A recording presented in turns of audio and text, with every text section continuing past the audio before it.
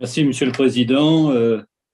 Merci, Madame, merci, Messieurs, pour vos éclairages complémentaires qui alimentent notre réflexion et contribuent aux travaux de notre commission. Je souhaiterais pour ma part revenir sur la situation au Yémen, et notamment au sujet de l'utilisation par l'Arabie saoudite d'armes de fabrication française contre les populations civiles.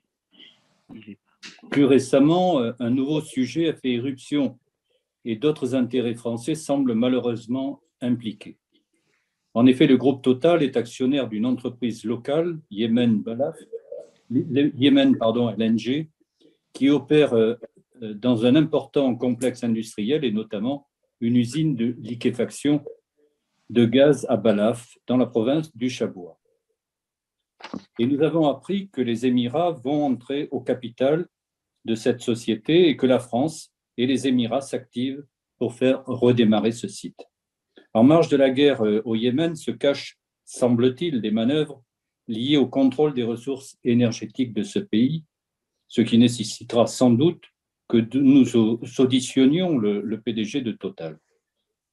Or, un rapport d'ONG opérant sur place semble indiquer que cet équipement, dont une partie a été réquisitionnée et occupée un temps par les forces émiraties, aurait servi de lieu de détention dans lequel des exactions auraient été commises.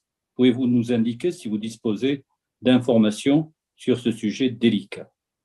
Deuxième question, que pensez-vous par ailleurs de la proposition d'un certain nombre d'ONG d'une plus stricte régulation des ventes d'armes et notamment d'une application plus scrupuleuse du traité de 2014 sur le commerce des armes, prohibant les livraisons qui pourraient déboucher sur des crimes de guerre, des crimes contre l'humanité, des génocides ou encore la répression de populations civiles?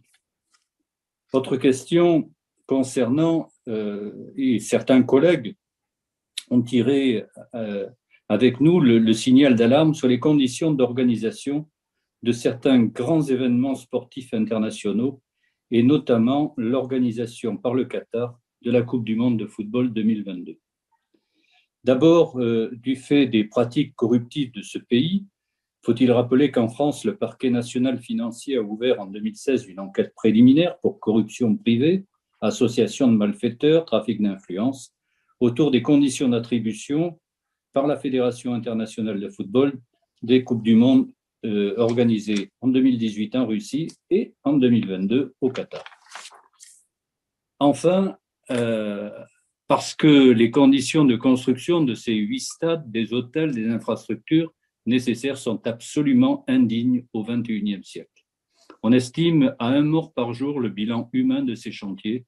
La plupart des ouvriers vivent dans des conditions inhumaines, que ce soit du point de vue de la durée de leur journée de travail, de l'absence de toute protection sociale ou de leur rémunération.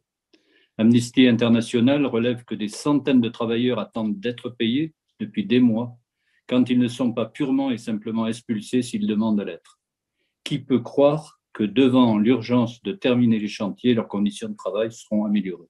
Enfin, parce qu'au moment où tout doit être fait pour hâter la prise de conscience collective sur la nécessité de changer de modèle, on ne peut pas accepter que des matchs soient organisés dans des stades climatisés, à l'air libre, mais climatisés, pour ramener la température à entre 20 et 25 degrés environ. C'est un gaspillage éhonté d'énergie fossile qui sera ainsi exposé à la face du monde entier. Ma question est donc simple. Que pensez-vous d'un appel, bien sûr, au boycott de cette compétition controversée? Tout un tas de questions.